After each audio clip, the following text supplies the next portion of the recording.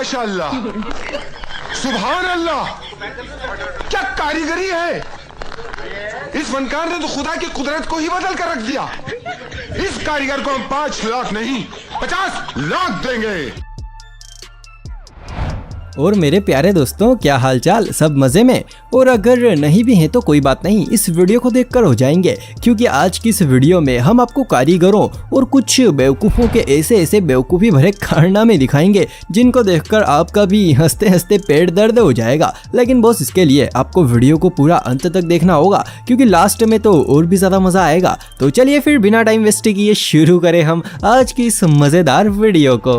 दोस्तों, अभी के टाइम पर लगभग सभी लोग अपने घरों में सीट टॉयलेट ही बनवा रहे हैं। अब यही बात सोचकर ये भाई साहब भी सीट टॉयलेट ले आए, लेकिन इन्होंने जिस मिस्त्री से टॉयलेट बनवाया वो कुछ ज्यादा ही दिमागदार निकला और उसने ऐसा टॉयलेट बना दिया। अब इस टॉयलेट को देखकर तो मकान मालिक पर खून सवार है, लेकिन मिस्त्री फरार है। दोस्तों, लॉकडाउन के टाइम पर स्कूलों की ऑनलाइन पढ़ाई चल रही थी। अब इसी पढ़ाई के चलते एक पिता ने अपने बच्चों से पूछा कि बेटा, आज तुमने ऑनलाइन क्लास में क्या सीखा। तो इस पर बच्चों ने अपने पापा के सामने उनके आज के ज्ञान को इस तरह से बताया कि भाई साहब, मेरी तो अभी तक हंसी नहीं रुकी। और दूसरे वाले बच्चे ने तो बिल्कुल कमाल ही कर दिया।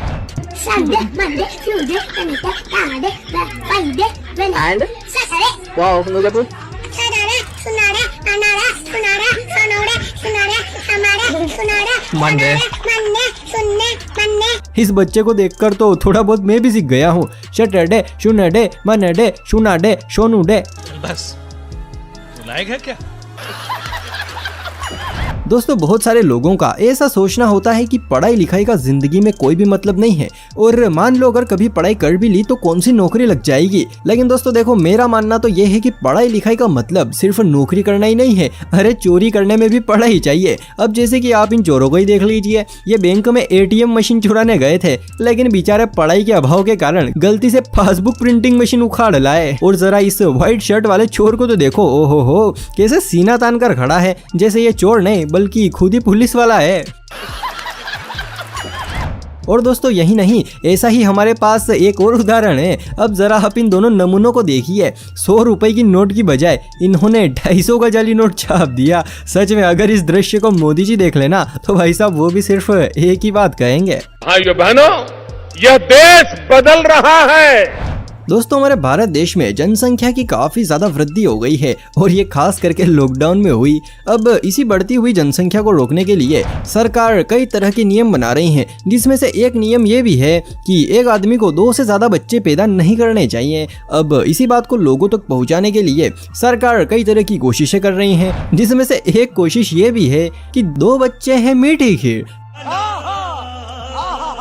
कि 2 बच्चे हैं मीठी खीर, भैया बाकी सब बवासीर। सच में दोस्तों, जिसने भी ये स्लोगन बनाया है ना, उसको मेरा दंडवत प्रणाम है।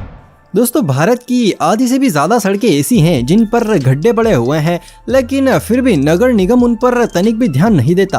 अब इसी चीज से परेशान होकर इन लोगों ने एक दिमाग लगाया और जहां जहां भी गड्ढे थे वहां पर पेड़ लगाने शुरू कर दिए। भाई, अब तो सड़कों पर भी फल लगेंगे, लेकिन मेरे ख्याल से इन फलों पर भी सरकार का ही राज होगा।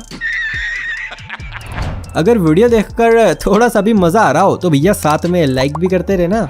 चलिए दोस्तों, ये सब तो चलता रहेगा, लेकिन मैं आपसे एक बहुत ही सरल या फिर आप इसे कठिन समझे, जो भी है वो सवाल पूछना चाहता हूँ। आप इस इमेज को बड़े ही ध्यान से देखिए और कमेंट में मुझे बताइए कि आखिर इस इमेज में मिस्टेक क्या है। अगर आपने मिस्टेक जो बता दी ना, तो भाई समझो मेरी नज़र में आप दुनिया के सबसे दिमागदार आदमी हो। तो जल्दी से मिस्टेक ढूंढकर कमेंट में बताइए। दोस्तों, एक और सरकार अपने स्वच्छ भारत मिशन के तहत लोगों के घरों में शौचालय बनवा रही हैं, और दूसरी ओर ये महान लोग शौचालय का ऐसे इस्तेमाल कर रहे हैं। भाई, अब शौचालय में दुकान कौन लगाता है? हमारे यहाँ ऐसा ही होता है।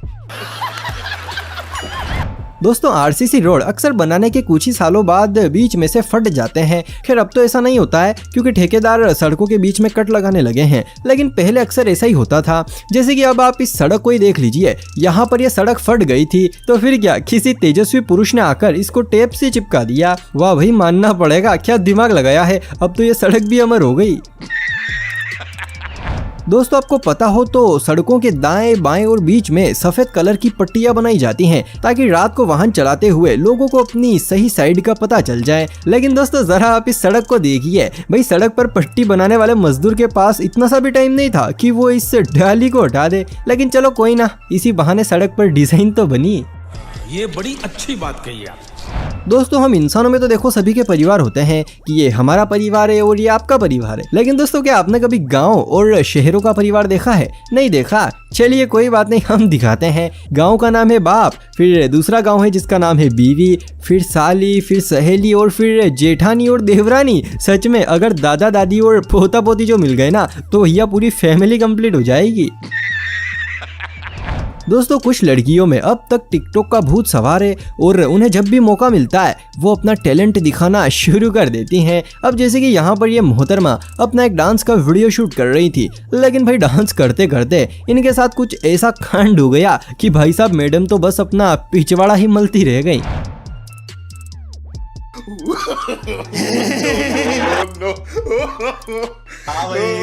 कैसी लगी?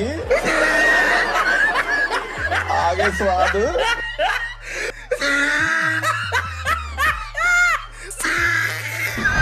दोस्तों जिंदगी में ऐसे बहुत सारे काम होते हैं जो कि हमें दूसरों से छुपा कर करने पड़ते हैं, जैसे कि टॉयलेट। ये जिंदगी का एक ऐसा दूसरा काम है जो हमें लोगों से छुपा कर करना पड़ता है। और हाँ, मैंने दूसरा बोला, पहला नहीं बोला।